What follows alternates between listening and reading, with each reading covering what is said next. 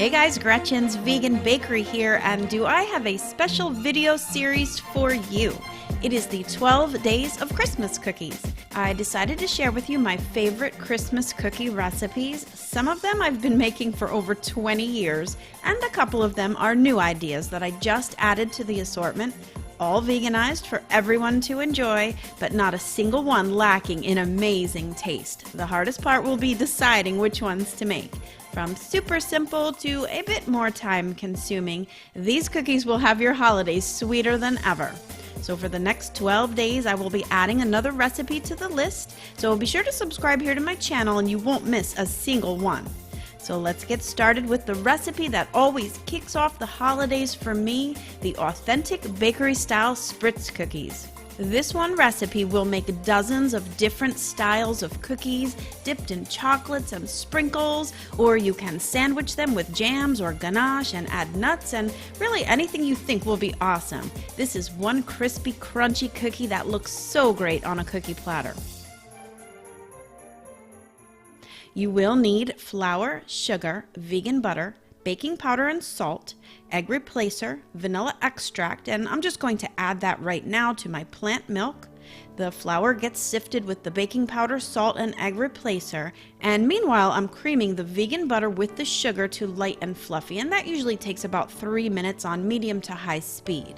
I'm going to add the plant milk, but just 3 tablespoons at first because the egg replacer that I'm using is amazing and it can go right into the dry ingredients, so the rest of the plant milk will get added last. Now don't forget the recipe link is below, and I explained so much more about all the ingredients that I'm using in the written blog post, so it really does behoove you to click through and check that out.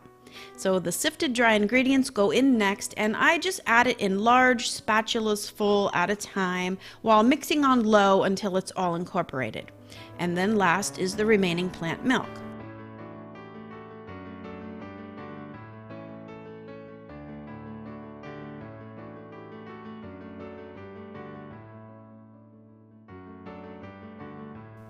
Now just get to piping the dough onto parchment-lined sheet pans, and I always use Atico piping tubes, and this one is the number 826.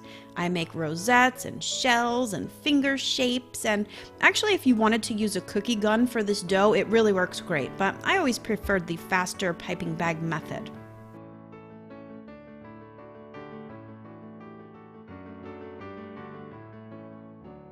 I am using store-bought sprinkles and also the sprinkles that I made myself. If you guys didn't see how to make your own vegan sprinkles, you're definitely going to want to check that out.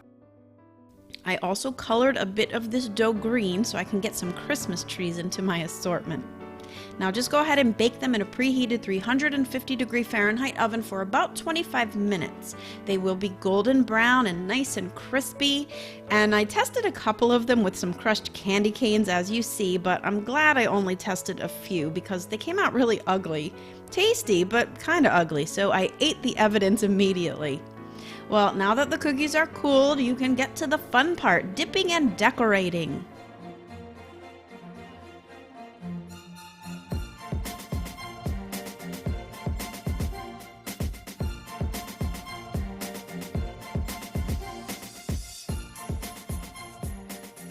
This year my favorites turned out to be the ones dipped in the crushed candy canes and chocolate.